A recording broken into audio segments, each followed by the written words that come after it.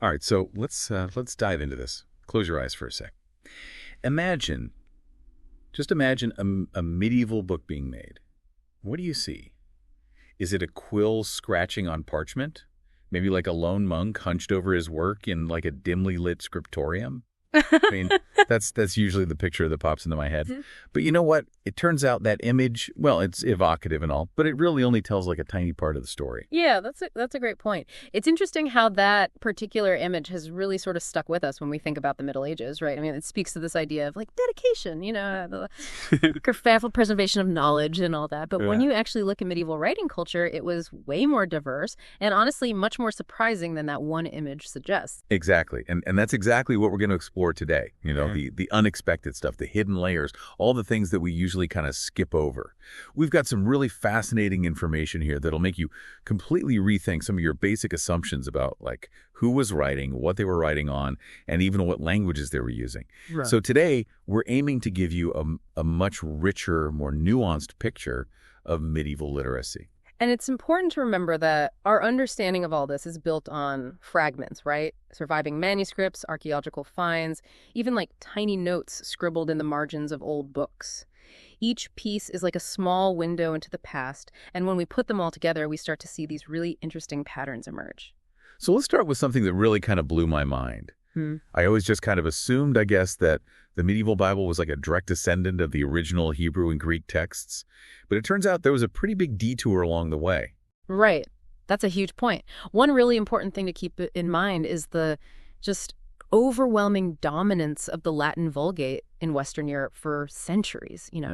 The Bible that people were actually reading and studying and preaching from was mostly Jerome's Latin translation from way back in the 4th century. It's kind of counterintuitive, though, isn't it? You'd think that getting as close as possible to the original words would be like the most important thing. So what made Latin so central, so dominant in this whole process?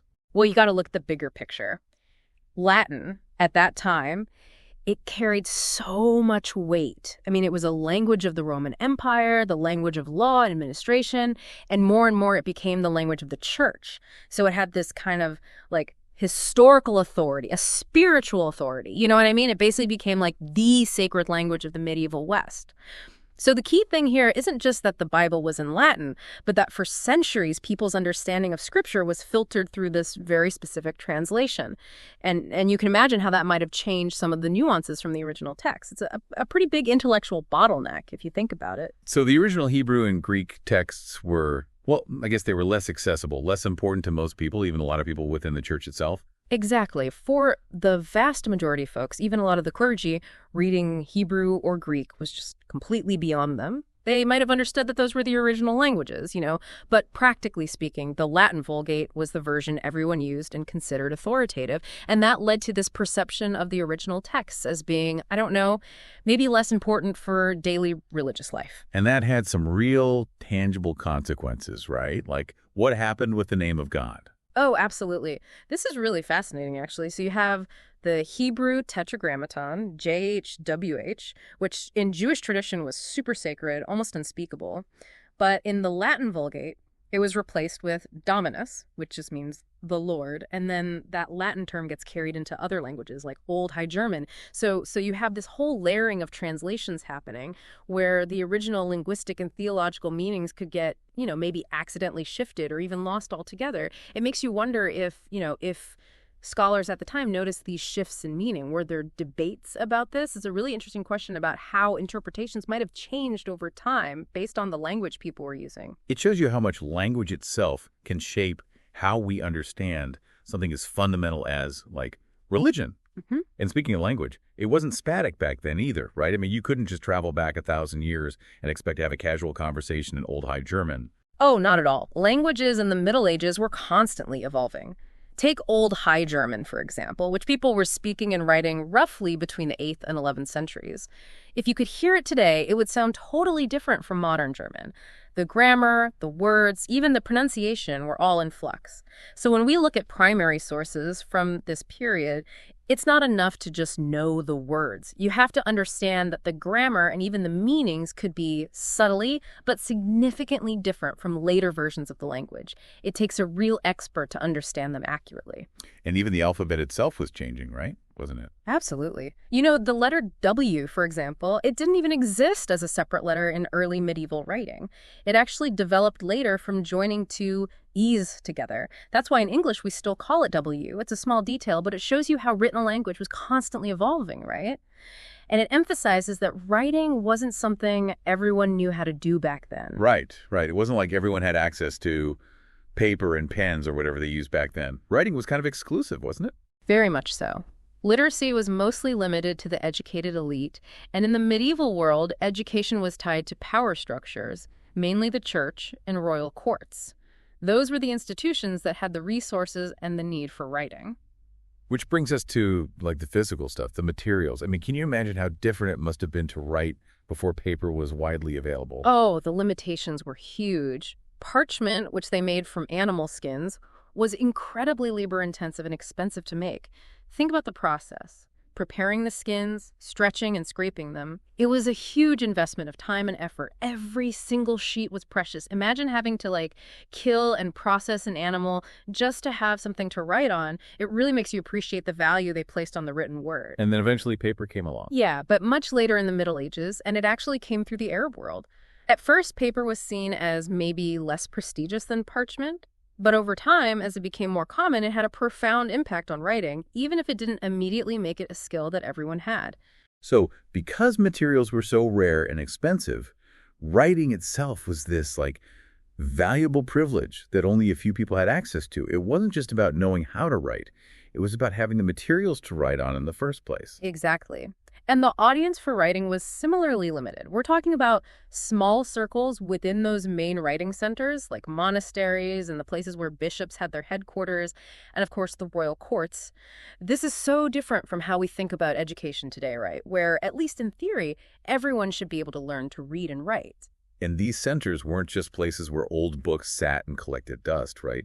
They were active centers of intellectual activity, shaping the knowledge of the time. Right. And a key thing to understand is that these institutions weren't just storing old knowledge. They were actively engaging with it, interpreting it through the lens of Christianity. They'd add their own commentary, integrate it into their theological frameworks, and so on. Writing was a powerful tool for shaping and controlling knowledge. It gave power to those who could write. Okay, so we've talked about Latin, how languages changed, the difficulties with writing materials, and how writing was concentrated in the hands of a few. Now let's talk about something that really surprised me. The role of women in all of this. You know, when I picture those medieval scriptoriums, I always think of rows of monks working away. I think that's a very common image, but current historical research is really starting to challenge that idea. There's growing evidence that women played a much bigger role in medieval writing and book culture than we previously thought. And this isn't just about numbers, it's about how we understand who is creating and spreading knowledge during that time. Oh, tell me more about that. This is where things get really interesting. It's mind-blowing to think that our typical picture of all this might be so incomplete. Well, there was this fascinating study from the University of Bergen that really shed some light on this. Researchers looked at over 23,000 medieval colophons. Those are the handwritten notes you sometimes find at the end of a text. They often tell you about the scribe or the circumstances surrounding the book's creation. And what did they find? What did those colophons reveal? The results were really eye-opening. They found at least 254 colophons that could be definitively linked to women. Now, that might not sound like a lot at first glance, but When you think about the total number of medieval manuscripts out there, it becomes much more significant, right? exactly. When you consider that historians estimate hundreds of thousands, maybe even millions of medieval manuscripts were produced, those 254 female scribes point to a much bigger presence than we realized. The researchers estimate that maybe over 100,000 medieval books were written by women. Wow, over 100,000. That really makes you rethink things. And these women weren't just nameless, faceless scribes, were they? Some of them actually left behind their own personal words.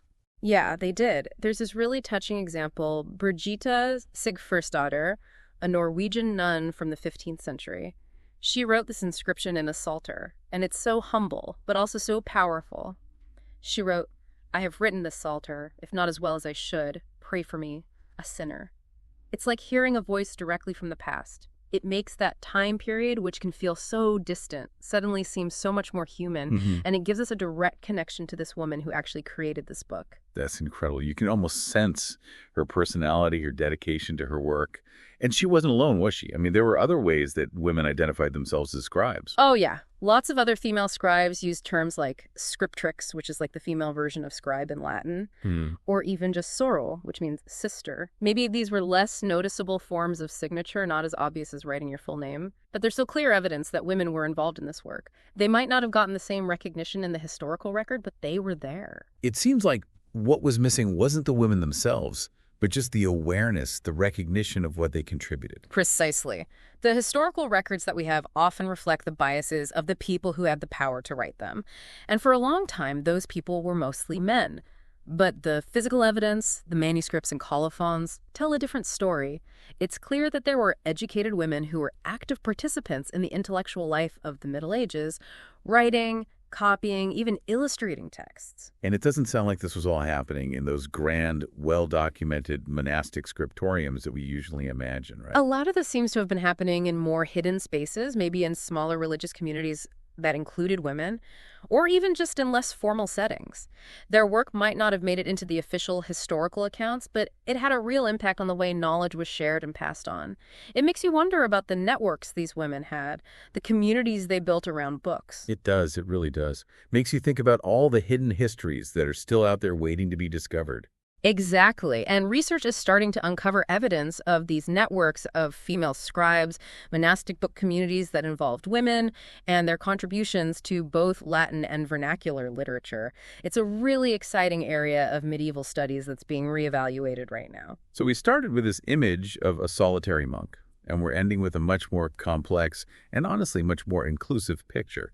It really shows you the limitations of sticking with just one dominant narrative, doesn't it? It really does. And it's a good reminder that the Middle Ages were a time of contrasts. I mean, there were so many things that were missing compared to our world today, like widespread education, a free press, easily accessible paper and printing, not to mention the internet. But at the same time, there was this incredible richness and complexity that we're still learning about. Exactly. We're rediscovering things like multilingualism, intellectual diversity, and very importantly, the contributions of women who played a quiet but crucial role in shaping the literary landscape of their time. So, to you, our listeners, the next time you're in a museum or a library and you see a medieval manuscript, take a second to look at it from a fresh perspective. Think about the possibility that the hand that wrote those words might not have been the hand you were picturing. It might have been a woman's hand. Which makes you wonder, what other historical narratives that we take for granted might need to be looked at again with fresh eyes? As we find new evidence and as we start asking different questions, I think we'll find that history is not just a fixed story, it's a process of ongoing discovery.